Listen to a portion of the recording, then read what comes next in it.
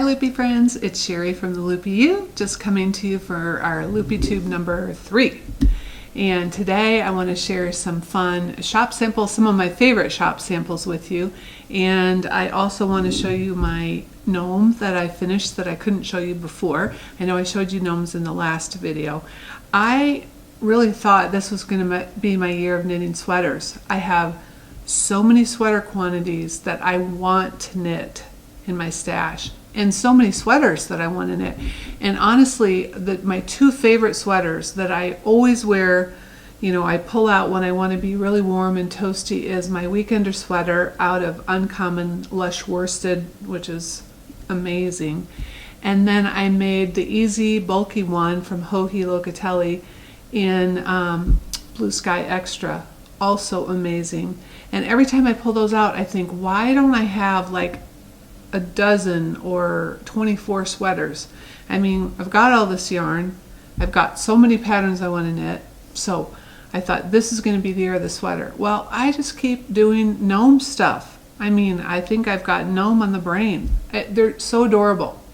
So I want to show you my gnome that I finished for Advent, and this one is called the Adventure Gnome, and his name is Nutmeg, and this is the pattern by Imagined Landscapes. Sarah Shira, you can find her on Ravelry. And now keep in mind that I knit this before she had the pattern all done, before she had she had the pattern done but not done up pretty. She sent me the rough draft and the colors hadn't been assigned. Well, I knew that I wanted my gnome to have a red and white hat, so I think in the way the pattern goes, actually it's a green and white hat with a red body, so he looks more like Santa Claus, but I did mine with a red and white hat. The pom-pom on the end is a knitted pom-pom, which I just thought was brilliant. And then these shoes, look, curly-toed boots. Aren't they adorable? And then the stripes, the whole thing was so much fun. And I hope you guys did it along with us. We're already talking, Sarah and I have set up a Zoom call in a couple weeks to talk about 2021 already. I've got a whole list of things that I want to do for the Advent kit for next year. And so anyways, I hope you made one. If you go to, well, I wonder, Sarah had a bunch of those on her Imagined Landscapes Instagram. In her stories, she shared a bunch of the different ones that you guys all made in different colors, because now I want to make a non-Christmas one because he's just so dang cute. So anyways, the shaping is great. Sarah's brilliant, and her patterns are really great. She has videos to help you through the tricksy parts. And so anyways, I might be on a gnome kick this year in addition to sweaters. I'm not going to say instead of sweaters because I still want my sweaters, but anyways, so we have Adventure Gnome, and then I showed you a bunch of these that I made last time for little Christmas gifts, and this one is No Fun Like Gnome Fun, which looks like that. All of these gnomes you can make in different weights. So this is worsted weight, but the different sizes come from using, like if you used a fingering weight, you'd get a really small one. So you can use whatever you want for these gnomes. I showed you this one last time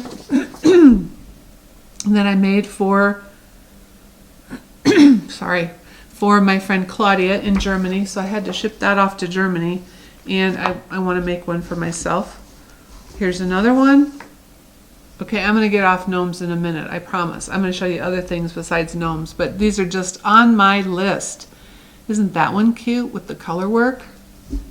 And then today on our Ravelry group, somebody shared this adorable one that they were knitting. Was it a blue? I think she was making it with a blue body and a bright orange hat. And look, there's 3 little sections on that hat. Kind of like a jester hat. So I bought that. Also love this one because of the scraggly beard and the scrunched up hat. So I'm going to make that one. And then I also bought these 3 of these last 3 today.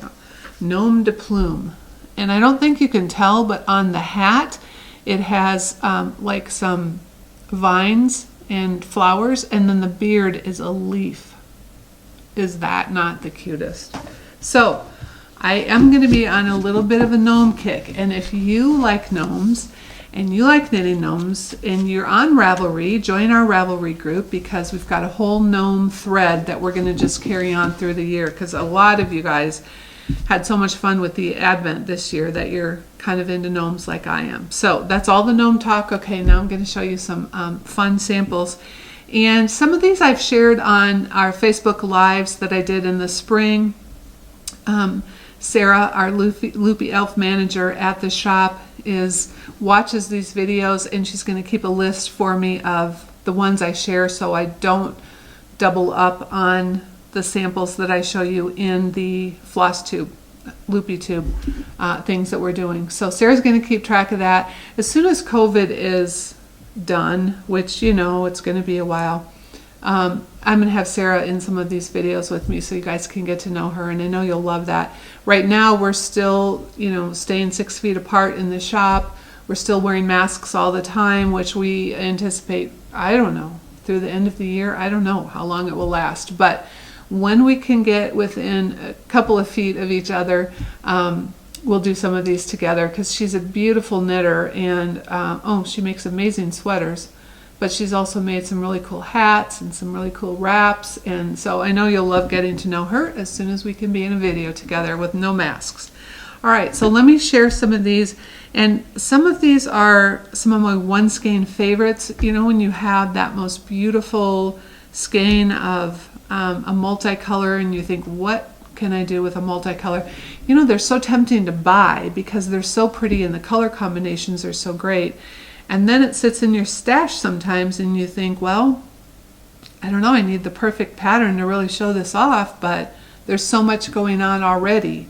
And so some of these patterns are just a good way to use multicolors.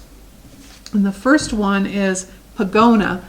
This is one of Stephen West's early patterns, and I say it's his more subtle patterns. He's got some crazy patterns out there, and he's so creative. I mean, it fits perfectly for him.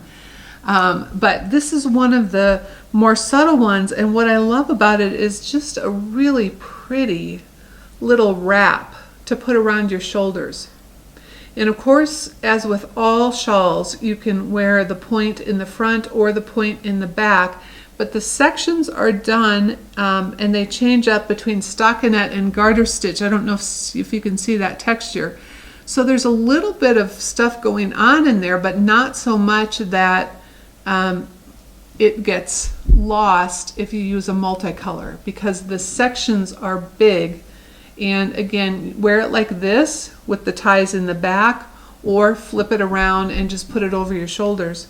And I love this one. I did this one out of a skein of Julie Spins, and Julie is a beautiful dyer. Her colors are always gorgeous. And so that one, a lot of these things I make and I want to keep them for myself, but they end up being shop samples, and then I show them like this and I think I really would like that back.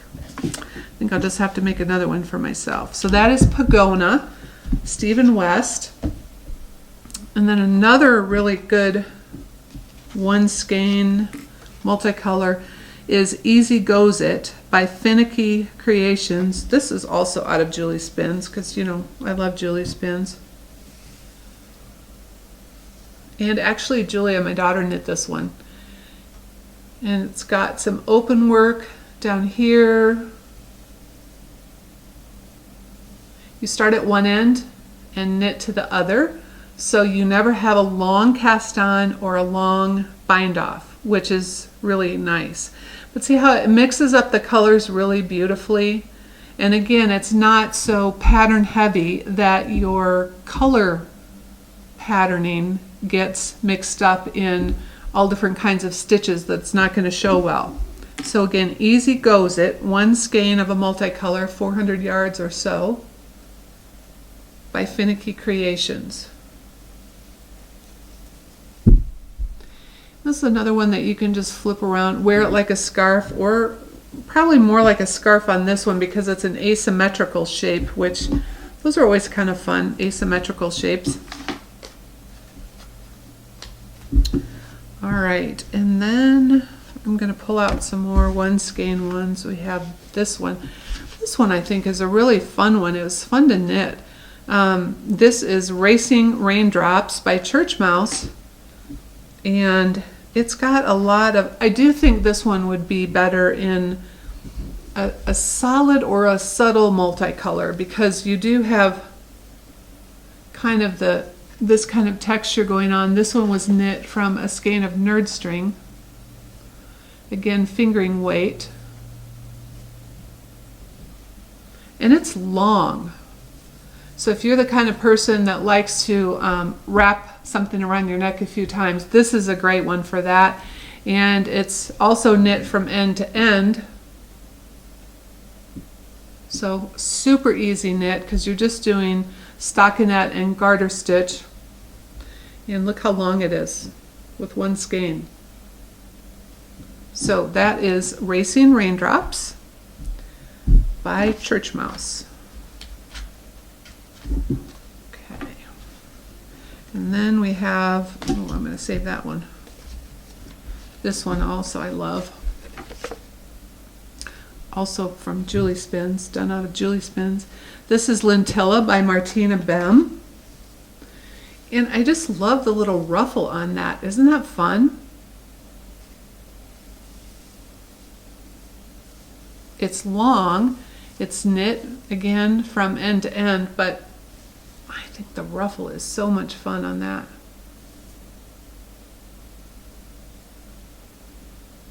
And this one would be fine in a wildly variegated, because really you just have garter stitch in the main body, and the ruffle is just a simple knit too, done with some short rows, and you know, it's a good one for showing a multicolor without having to worry about if you've got too much going on in it. So that again is Lintilla by Martina Behm. And then here's another good one for solids. And this is Pebble Beach Shawl, which I've had in my stash, or my library, or my favorites for a long time, because it's just so pretty. The texture in the pattern is so pretty. And I do think this one you're going to want to do in a solid color, because there's just too much going on. The pattern itself would get lost if you did it in a multicolor. And this is not knit end to end, so you've got a lot of long rows going on, but look at that pretty picot edge, which you could easily add beads to, which would help to give it a little weight, and that would be pretty. I think Loopy Elf Michelle knit this one up, I think. I think that's really pretty. This one I would probably wear more like a regular shawl rather than, I don't know, I guess you could bunch it up like this too. Either way. But it's really a pretty one. And you know, in one of your favorite colors, or one of your perfect colors for you, your wow colors, that would be really pretty around your neck or around your shoulders. So, Pebble Beach Shawl. Who's that by? Helen, Stewart. Pebble Beach Shawl. Okay. Then I have, not in fingering weight, a few to show you. This one is the Honey Cowl by Antonia Shankland. And this was done with a skein of DK. So this is a DK weight. So this would be good in, or you know, you could do it in sport weight like Malabrigo, Arroyo, or Dos Tierras. Or you could do it in a solid color and just let the texture play instead of letting the colors play. It's a very thick fabric. You could also, of course, make it in a worsted weight or a fingering weight, just kind of adjust your stitch numbers, but it's a really fun one. And I like the dense fabric. Sometimes you, like the next cowl I'm going to show you is very lacy and very open, and it's more for, I think, decoration than actual warmth. This one is for warmth. Not that it's not decorative and pretty, but it is going to keep you warm because that's a very thick fabric. I love that. Again, that's Honey Cowl by Antonia Shankland. And then this one is the lacy one, and this really, I've knit this pattern twice, and it's one of my favorite patterns to knit because it goes so fast. I think I'm so involved in watching the pattern come along that before you know it, it's done. So this is the Noble Cowl by Emily, oh hang on, I gotta put my glasses on to read the last name. Emily Kausalik, Kausalik. And this was done out of the Fiber Company Road to China Light, 225 yards, which I think is a skein. Anyways, look how pretty that is. Isn't that a pretty stitch? And as I said, so fun to knit up because it goes so fast. I don't know if you're like that, but I think when you're knitting a pattern and you've got 8 rows, you're going through and you want to get to 8, and then you think, well, I'll do one more row before I go to one more grouping, one more set of 8, and before I go to bed, and then you think, oh, maybe one more because that was so fast, and then you're done. And this Road to China Light is just so gorgeous and soft and silky. If I was making a cowl for a gift, this is a pattern I would use, and I would definitely use Road to China Light. It just feels like a luxury yarn. And who doesn't want to knit with or wear a luxury yarn? All right, the next one is, now I really had fun knitting this. This is Malabrigo Rios, which is a worsted weight, and it takes 600 yards, and it's the Stitch Sampler Shawl. The designer is On This Day Designs. This was super fun to knit. It's a long knit. You knit it long ways, and it's long, but you don't have to knit that many rows. But look how fun that is. All the different textures, all the different stitches going along, top and bottom. Do you see those where you kind of drop stitches? And I just think it's so pretty, and it was super fun to make. And you know, Malabrigo has so many different gorgeous colors that would look pretty in this. So Malabrigo Rios, you could also use Dream in Color City, which also has gorgeous multicolors. And I think a multicolor is fine. I mean, it would look pretty in a solid, certainly, because then you would focus more on the pattern. But I love how it turned out in this color. I think it's so pretty. So look for maybe some of the darker colors, so that it doesn't compete. Sometimes I think when you use a light color and a lot of stitch stuff going on, sometimes they compete with each other. Sometimes the lighter colors show off a pattern better, but if you're using a multicolor, maybe not. Maybe go with a darker multicolor for this. Again, that's the Stitch Sampler Shawl by On This Day Designs. And I'm sure I blocked it a little aggressively to make it even longer because I'm tall and I always like long scarves. But it was a very quick knit somehow. Well, worsted, you know, they're all quick knits. All right, and then the last one I want to show you is gorgeous, and my friend Christine from Germany knit this for me. And she and Claudia came to visit last fall, not last fall, a year ago fall. And we were talking about this pattern, and she said, oh, I'll knit you a shop sample. And it's 2 skeins of fingering weight yarn, Wool Mice Pure. So that's like over 1,000 yards. I'm like, oh no, you were not going to knit that for me to have up in the shop. I was saying I needed a shop sample. She's like, oh, no problem. She knits like the wind. I mean, she gets things done so fast.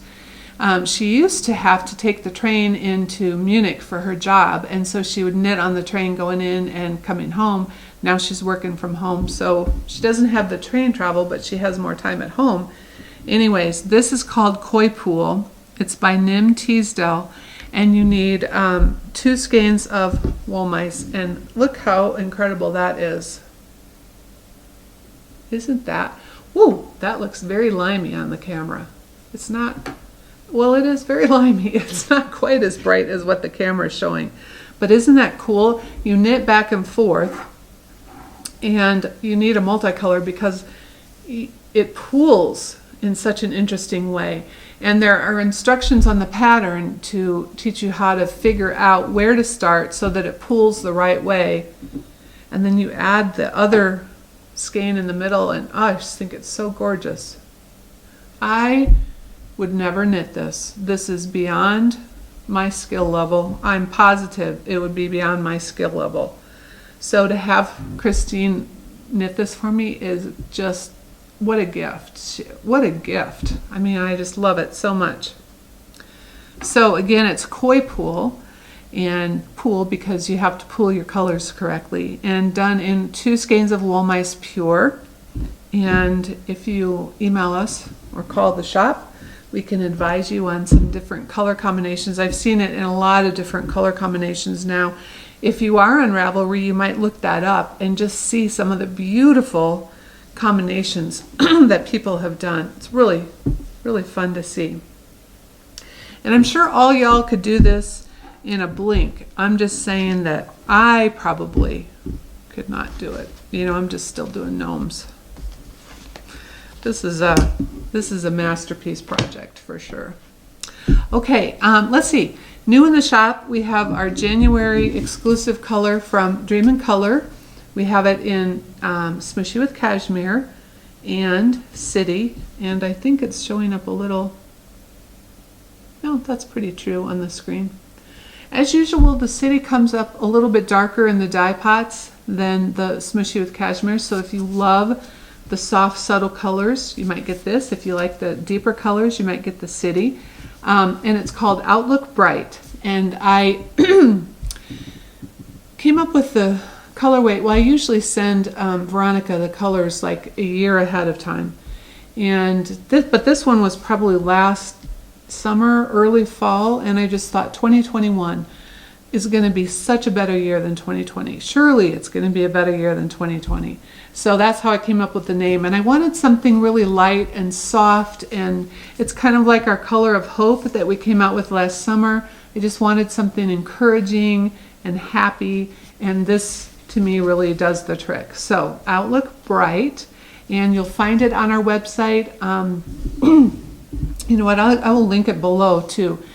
If you click on the little arrow that is on your right hand side under this video screen, if you click on that, the drop down box comes down, and I will link that. And I will also, I'll just put the name of the patterns in that drop box too. Maybe that would be helpful. So anyways, it's under the Dream in Color section on our website in the monthly colors. Now, you know, in our Smushy with Cashmere, we have it not only under Smushy with Cashmere on our website, but you can also find more colors in our Pet Legends and more colors in our monthly exclusives. So we have more Smushy with Cashmere than it looks like when you look on the website, although we keep a lot of that too. So that's new. We have going up on Monday, and I'm not sure when this video is going up. Today is Friday. What is the date today? January 15th. Going up on Monday is a new base from Primrose that reminds me of Stonehenge Crazy. Beautiful colors. So you might want to check that out, especially if you're wanting to do the shift cowl or one of those other fun projects.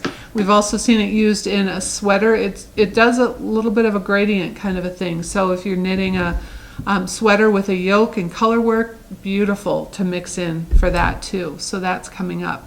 Okay, now here's the question of the day, and you can answer this in the comments if you're so inclined. Do you knit gnomes? Do you knit other stuffies? Or do you just like knitting garments and accessories? You know, it's a whole different thing. Garments, knitting things you can wear versus knitting things that you can set on a shelf in your house, or you know, those kinds of things. So I'm curious if you knit gnomes, or if you knit other kinds of little creatures or stuffies, or if you stick with knitting things that you can wear. And I'm going to do a drawing. I'm going to give away one pattern of your choice from Sarah Imagined Landscapes. And it doesn't have to be one of her gnome patterns. She has other beautiful patterns too, but I'm going to give that away to one winner.